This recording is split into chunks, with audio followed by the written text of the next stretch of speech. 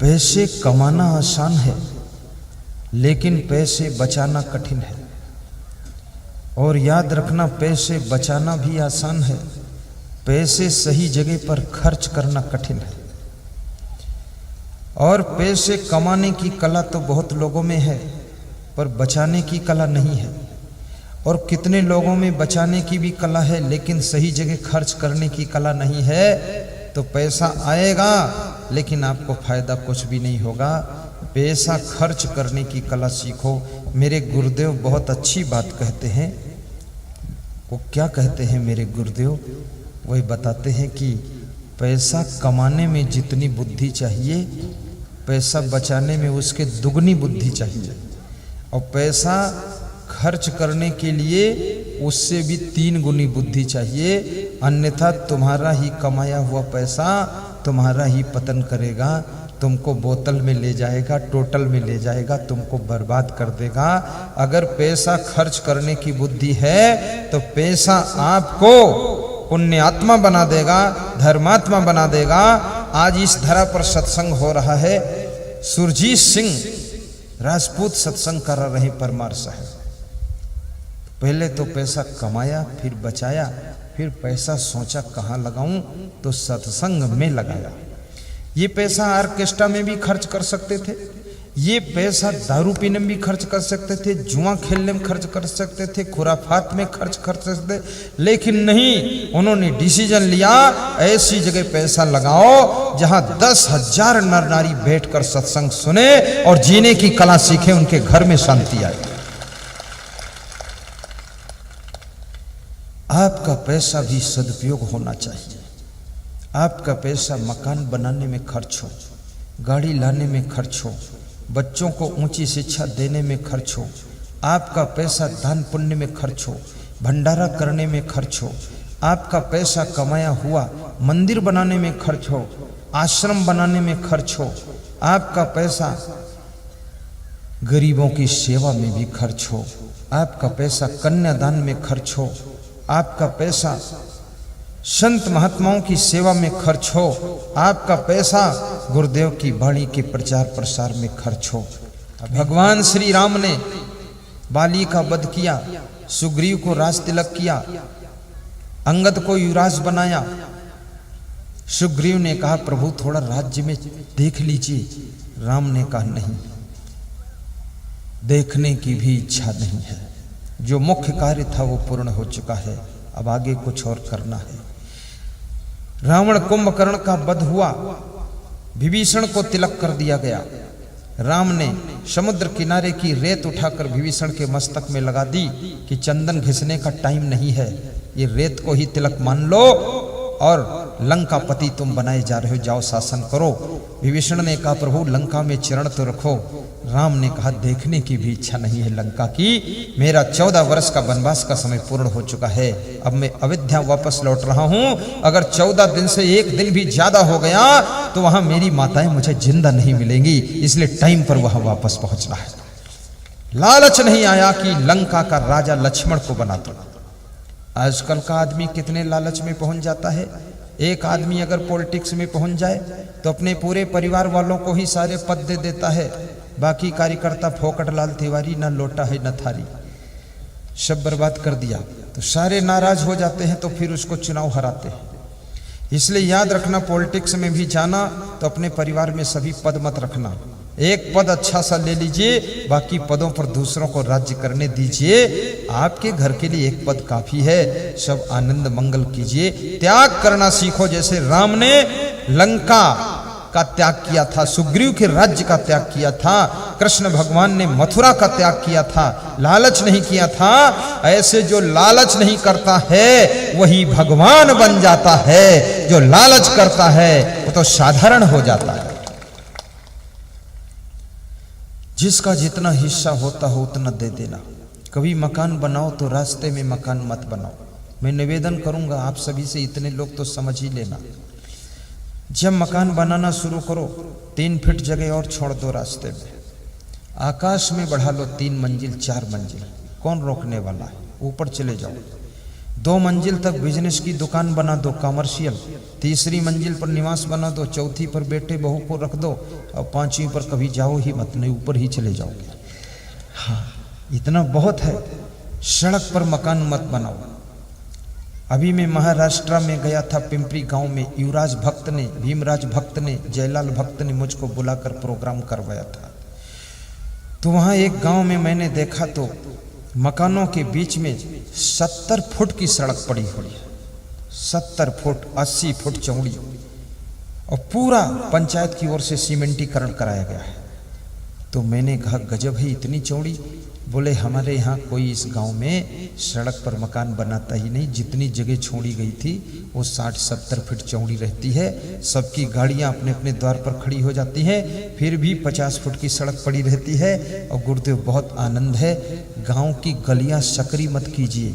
बहुत सकरी गली हो, तुम गली में जा रहे हो, उधर से मारू भैंस आ जाए, तुम भाग भी नहीं पाओगे, तुमको मार डालेगी। थोड़ा चौड़े रास्ते रखिए। और जो किसी का रास्ता बंद करता है उसका परलोक में रास्ता बंद हो जाता है। जो किसी का बिस्तर छीन लेता है उसको विश्राम बिस्तर पर भी नहीं मिलता है। जो किसी की रोटी छीनता है प्रकृति उसकी भूख छीन लेती है। और जो किसी का सम्मान खत्म करता है उसको दुनिया में कहीं आदर नहीं मिलता है। इसलिए दूसरों का ख्याल करना चाहिए। पुलिया उतरते ही साइकिल की स्पीड बढ़ गई, ब्रेक भी कमजोर थे। खुद के मन का ब्रेक कमजोर हो तो दूसरे ब्रेक भी क्या कर सकते हैं। और मनुष्य की व्यवस्था देखिए, मनुष्य ने जितनी गाड़ियां बनाई हैं सब में ब्रेक लगाया है। कार में ब्रेक, बस में ब्रेक, ट्रक में ब्रेक, ट्रेन में ब्रेक, एरोप्लेन में ब्रेक, मोटरसाइकिल में ब्रेक, साइकिल में ब्रेक, रिक्शा में ब्रेक, ब्रेक में brake, super brake, power brake, pressure brake, साधारण ब्रेक। लेकिन ब्रेक रहता है ब्रेक, बिना ब्रेक की कोई गाड़ी नहीं। जिस इंसान ने हर गाड़ी में, छोटी गाड़ी में ब्रेक, बड़ी गाड़ी में ब्रेक, सब गाड़ियों में ब्रेक, सब में ब्रेक लगाया है, वो इंसान अपनी जिंदगी की गाड़ी में ब्रेक लगाना जब भूल जाता है तो उसकी जिंदगी में शांति नहीं रहती है। आपके पास भी ब्रेक होना चाहिए। कभी काम वासना का तूफान उठे, ब्रेक मारिए, पावर ब्रेक लगाइए। कभी क्रोध उठे, उस पर भी ब्रेक लगाइए। कभी लालच उठे, उस पर ब्रेक मारिए। कभी अधिक मोह उठे, उस पर भी ब्रेक लगाइए। अहंकार आए, उस पर भी ब्रेक लगाइए। कितने धनवान बन जाओ, कितने बलवान बन जाओ, लेकिन अभिमान की भाषा कभी गांव में मत बोलना, क्योंकि अभिमानी को सभी लोग निपटाना चाहते हैं, गलत फलत फंसा करके निपटा देंगे। इसलिए नम्रता रखो, सबके हाथ जोड़ लो, नमस्कार कर लो। भगवान श्री राम में कितनी ताकत है, लेकिन परशुराम के भी हाथ जोड़ लेते हैं और कहते हैं नाथ संबुधन भंजनिहारा, होई है को एक दास तुम्हारा। स्वयं को दास कहते हैं और परशुराम को नाथ कहते हैं और हाथ जोड़ लेते हैं।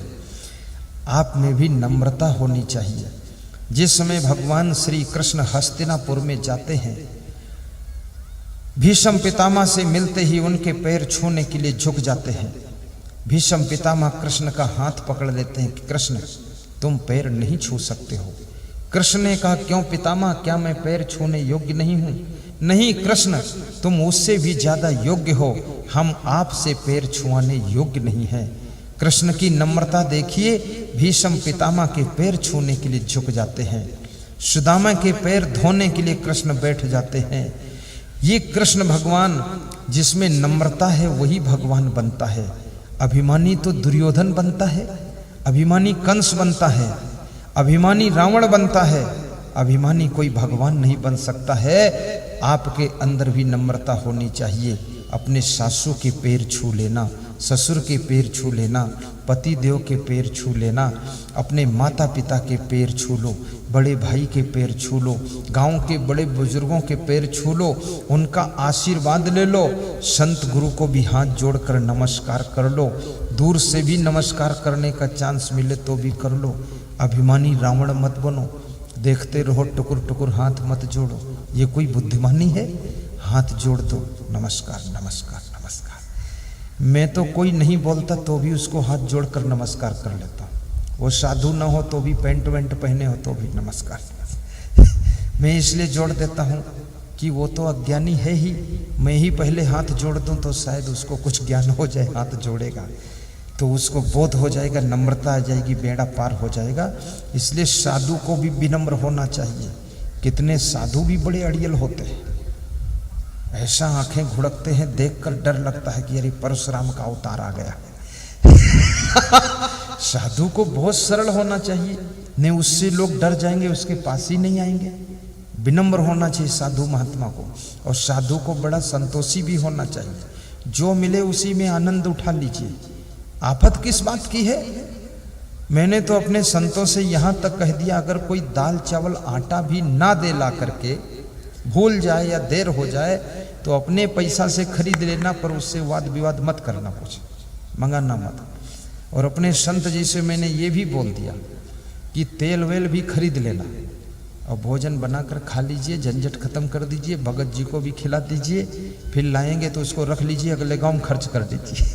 हाँ, बड़ा संतोष चाहिए, गम खाना चाहिए, और अपने भाई की भी गम खाओ, घर की एकता बनाकर रखो। भाइयों और बहनों, अभी मेरा सत्संग विधायक श्री मुरली मोरवाल साहब करा रहे थे बड़नगर उज्जैन में। 60 लोगों का परिवार है, एक साथ रहते हैं। मैंने कहा काम क्या करते हो? तो बोले 50 एकड़ में ईंट भट्ठा लगा हुआ है, 2-3 भाई ईंट भट्ठा संभालते हैं, वाइफ गौशाला संभालती है, मैं पॉलिटिक्स संभालता हूँ, और एक भाई खेती बाड़ी संभालता है।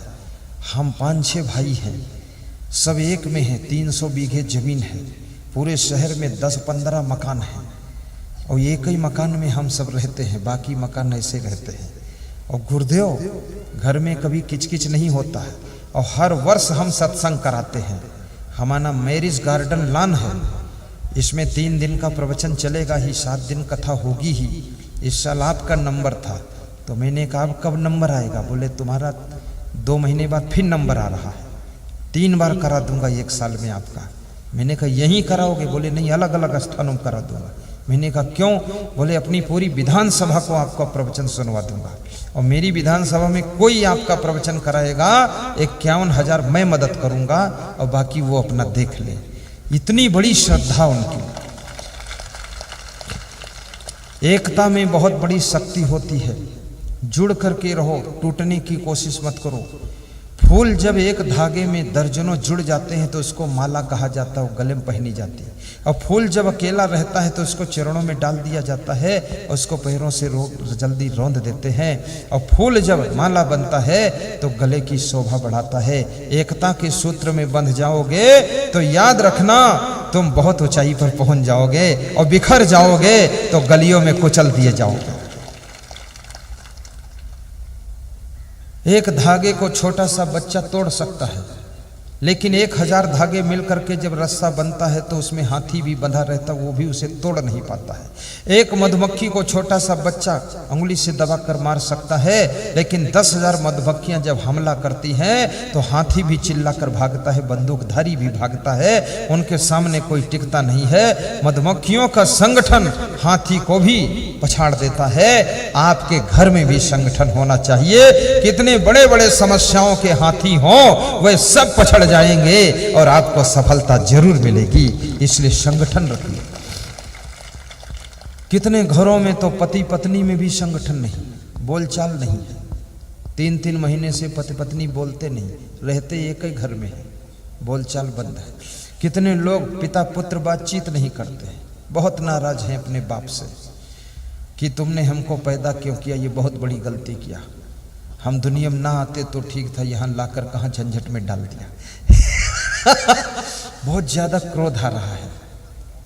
पिता से क्रोध करके तुम बहादुर नहीं बनोगे, अपने भाई को मार करके तुम कोई वीर नहीं कहलाओगे, अपनी पत्नी को पीट करके तुम महान नहीं बन सकते हो। याद रखना, जो पिताजी की गम खा ले, माँ की बात को सह ले और भाइयों को समझा कर रख ले और अपनी वाइफ के साथ में समता सुमत से रह ले, वही व्यक्ति महान होता है, वही बुद्धिमान होता है। घर चलाने की कोशिश भी कीजिए, घर की व्यवस्थाओं को बिगड़ने मत दीजिए। घर में 4 बातें जरूर ध्यान रखिए। बच्चों को अच्छे संस्कार देने के लिए टाइम निकालिए। नंबर 2, नौजवानों को काम देने के लिए योजना बनाइए। नंबर 3, बूढ़े लोगों को सम्मान दे करके खुश रखिए, उनके मन को दुखी न कीजिए। नंबर 4, द्वार पर आए हुए अतिथि का अपमान मत कीजिए और साधु संत के सत्संग का लाभ रोज लीजिए। पेन ड्राइव और मेमोरी कार्ड के द्वारा प्रवचन सुनते रहिए ताकि आपके घर में लोगों का दिमाग बिगड़ने न पाए। आज एक सज्जन आए थे, कह रहे थे अपनी पत्नी से बहुत परेशान हूँ। तो मैंने कहा वो क्या करती है, उसको सत्संग सुनवाओ। तो बोले सत्संग में बिठाता हूँ तो बैठती ही नहीं है, कभी कभी सुन लेती है और प्रायः अपना काम करती रहती है और गुस्सा बहुत करती है, क्रोध बहुत करती है। याद रखना, जिस पति ने तुम्हारे साथ में विवाह किया है उसको भी बहुत बड़ी आशा थी कि मेरी पत्नी आएगी तो मैं बड़े सुख से रहूँगा, और उसको लगा कि कोई देवी रूप आ रही है, लेकिन जब घर में पहुँची तो चंडिका अवतार पहुँच गई। तब उसने देखा रूप भयंकर कि ये तो बहुत खतरनाक है देवी। उसका मन दुखी होता है।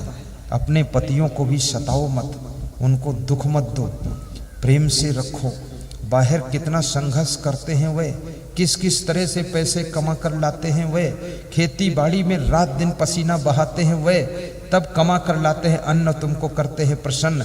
नौकरी करते हैं, शिक्षक बनते हैं, 9 बजे स्कूल जाते, 5 बजे वापस आते, दिन भर वहाँ बैठे रहते हैं।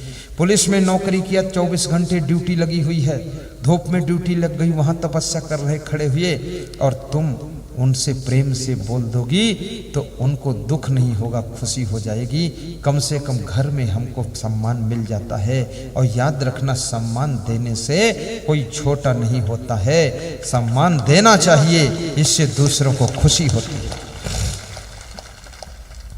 अपने पतियों से बात भी न लड़ाया करो, वकील मत बना करो, एडवोकेट बन करके तर्क वितर्क कुतर्क किच किच पिच पिच, कोई मतलब ही नहीं, बात जीतने का कोई अर्थ ही नहीं है।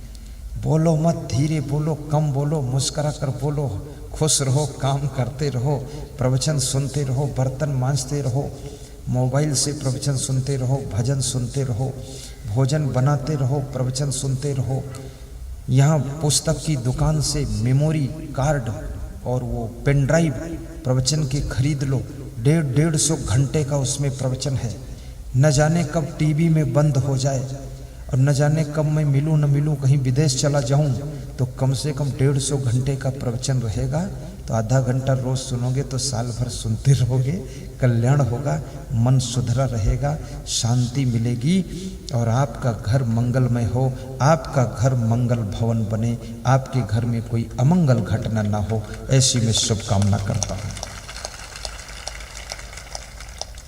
तो मैं आपको बता रहा था कि वो साइकिल चालक जवान व्यक्ति साइकिल चला रहा है और उसमें क्या बोल रहा है, गा रहा है, फिर गीत गाता है, पुलिया से साइकिल उतर रही है कि मेरा मन डोले, मेरा तन डोले, मेरे दिल का गया करार रे, चलावे साइकिलिया। गाइए, दोहराइए आप लोग। मेरा मन डोले, मेरा तन डोले, बहुत सुंदर, मेरे दिल का गया करार रे, कौन चलावे साइकिलिया। तो उसकी वाइफ फिर बोलती है कि तेरा मन डोले, तेरा तन डोले, तेरे दिल का गया करार रे, कौन संभाले सही जिसका मन डोल गया, तन डोल गया, साइकिल कैसे संभलेगी? दिल का करार चला गया। भाइयों बहनों, साइकिल नीचे उतरने पर स्पीड बढ़ जाती है, ब्रेक कमजोर है। साइकिल सड़क किनारे गड्ढे में गिरती है, पत्नी को चोट लगती, बच्चों को चोट लगती है। साइकिल चालक नौजवान पति को भी चोट लगती है और पति चिल्लाता है, पुलिया की दीवार पर बैठे हुए लोगों को बुलाता है कि आओ मेरी साइकिल उठा लो। तो पुलिया की दीवार पर बैठे हुए नवयुवक वो भी गीत की कड़ी गाते हैं कि तेरा मन डोले, तेरा तन डोले, तेरे दिल का गया करार रे, कौन उठावे साइकिलिया, तेरा मन डोले, तेरा तन डोले, तेरे दिल का गया करार रे, कौन उठावे साइकिलिया।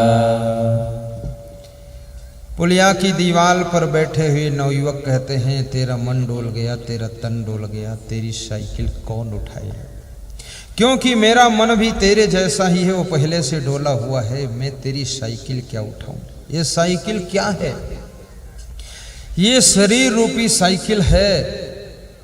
और याद रखना, ये 5 इंद्रियां इस साइकिल पर बैठी हुई हैं, ज्ञान इंद्रियां। और जब ये मन डोल जाता है, तन डोल जाता है, तो 5 इंद्रियों की भी दुर्दशा होती है और आपके जीवन की शांति भंग होती है। और जीवन की साइकिल फिर शराब के गड्ढे में गिरती है, या कि जुआ के गड्ढे में गिर जाती, बुराई के गड्ढे में गिर जाती है। उसको उठाने वाला कौन है? अगर कोई सद्गुरु मिल जाए तो अपने सत्संग की शक्ति से आपके जीवन की साइकिल को बुराइयों के गड्ढे से उठा करके सतमार्ग की सड़क पर चलने का तरीका सिखा सकता है।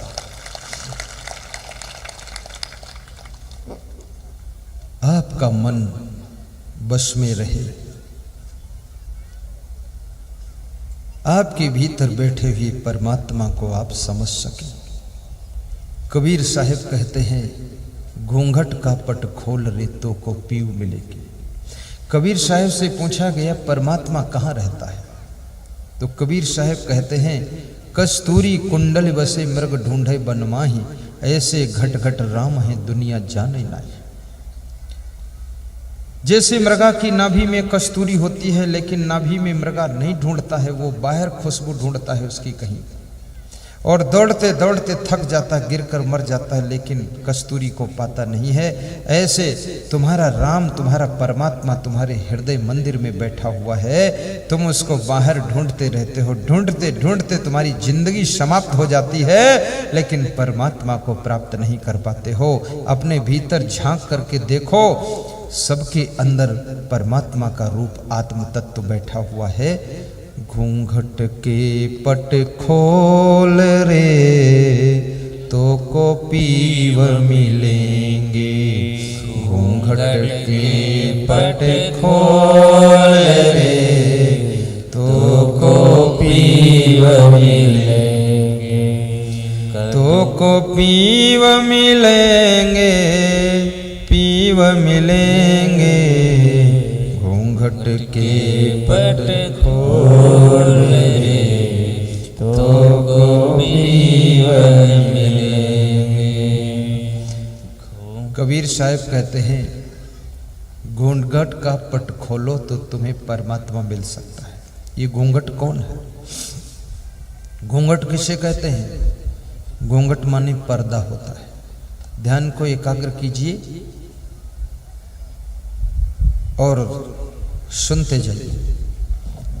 पर्दा जो गेट पर तुम डालते हो वो भी पर्दा है। पर्दा इसलिए होता है कि अंदर की चीज को छिपाता है। पर्दा जो महिलाएं घूंघट काटती हैं ये भी पर्दा है, इसको भी घूंघट कहते हैं। तो कबीर कहते हैं घूंघट खोलो। नर हो या नारी हो, सबके ऊपर माया का पर्दा पड़ा हुआ है, माया मोह का पर्दा पड़ा है, माया मोह का घूंघट है। इस माया मोह के घूंघट को हटाने के लिए कबीर कह रहे हैं कि अपने माया मोह के घूंघट को हटाइए। तो तुमको परमात्मा का दर्शन होगा। भाइयों और बहनों, ये संसार बहुत विचित्र संसार है। यहाँ बड़े बड़े विद्वान, बड़े बड़े पहलवान, बलवान, धनवान भी माया के आकर्षण में फंस जाते हैं। यदि तुम बहुत क्रोध करने लगो तो समझ लो तुम माया के प्रभाव में आ गए हो। यदि तुम अपनी काम वासना को नियंत्रित न कर पाओ तो समझो तुम्हारे ऊपर माया का प्रभाव आ चुका है। यदि तुम्हारी जबान से गालियां बहुत निकलने लग जाएं तो समझ लो माया ने तुमको अपने कंट्रोल में कर लिया है। यदि तुम लोभ लालच में फंस जाओ तो समझो कि माया ने तुमको अपने कब्जे में कर रखा है। और जब तुम काम, क्रोध, लोभ, मोह, ईर्ष्या, द्वेष को जीत लेते हो तो समझ लो तुमने माया को जीत लिया है। आपका जीवन मंगलमय हो, आपके घर में शांति बनी रहे, आपकी प्रसन्नता सदैव बनी रहे। कहें कबीर आनंद भयो है, बाजत अनहद ढोल रे, आपके घर आनंद हो।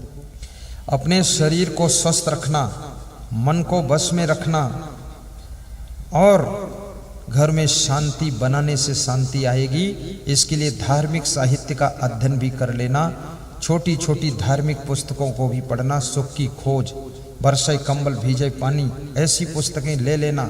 अपने रिश्तेदारों को भी बांट देना। होली के पर्व त्योहार के उपलक्ष्य में प्रवचन की कैसेट, सीडी, डीवीडी भी ले लेना। और भाइयों बहनों, एक चीज और बता दूं, तबीयत आपकी अच्छी रहे इसके लिए थोड़ा भोजन कम खाना, अधिक मत खाना। और शाम को सोने के पहले पानी ज्यादा मत पीना। सोने से 1 घंटे पहले पानी पी लेना जितना पीना है। और लघु शंका करके हाथ पांव धो करके, जिनके पेट में गैस बनती, फ्री की दवा बता रहा हूं, भोजन के पहले लघु शंका जाइए, हाथ पांव धोइए। भोजन के बाद लघु शंका जाइए, हाथ पांव धोइए, आपके पेट में गैस कभी नहीं बनेगी। ये सरल इलाज है, छोटा सा फार्मूला बता दिया। जिनके पेट में कब्जियत रहती है वह लोगों के लिए इलाज है, जामफल खाइए नमक के साथ, मूली खाइए, 1 केला खाइए, 1 गाजर खाइए, चुकंदर खाइए, आपके पेट में कब्जियत नहीं रहेगी। अगर फिर भी कब्जियत न मिटे तो श्री च्यवन आयुर्वेद का उदरामृत चूर्ण ले लीजिए। उदरामृत चूर्ण। पेट बड़ा हो रहा तो मेदोहर चूर्ण, और घुटने में दर्द हो, कमर में दर्द बहुत हो तो एनार्ट पाउडर और दर्दनाशक तेल ले लीजिए। और अगर शुगर हो रही हो तो इसका सस्ता इलाज, 1 पैसा नहीं लगेगा। शुगर हो रही हो तो इसके लिए पति पत्नी दोनों साथ में बैठो और दोनों 10 मिनट तक ताली बजाओ और ही हंसो, आपकी आधी शुगर तुरंत ठीक हो जाएगी। अपने और अपने माता पिता के पास बैठो, सास ससुर के पास बैठो, जोर से हंसो और ताली बजाओ। तुम ताली कहाँ बजाते हो? ताली बजाना सीखो। टीवी में प्रवचन हमारा सुनते हो ना, उसमें मैं ताली बजाता हूँ, कभी कभी हंसता हूँ ना, मजेदार बात कहता हूँ, तो ताली तुम भी बजा लिया करो। और मैं एक निवेदन और करता हूँ, एक शुगर फिट दवा आती है, गुजरात की बनी हुई आयुर्वेदिक दवा, गुरुदेव के आशीर्वाद से बनी, शुगर फिट कर देगी। 400 पर शुगर हो उसको 2 हफ्ते में 150 पर लाकर खड़ी करती है। वो कंट्रोल नहीं करती, शुगर को खत्म करती है। और शुगर वाले लोगों को चाहिए कि पेट को थोड़ा कोमल रखें, इसको कड़ा ना होने दें। और हंसना बहुत जरूरी है। टेंशन में रहोगे 160 बीमारियां आएंगी आपके अंदर। खुश रहोगे, स्वस्थ रहोगे तो आपका शरीर भी स्वस्थ रहे, ऐसी शुभकामना।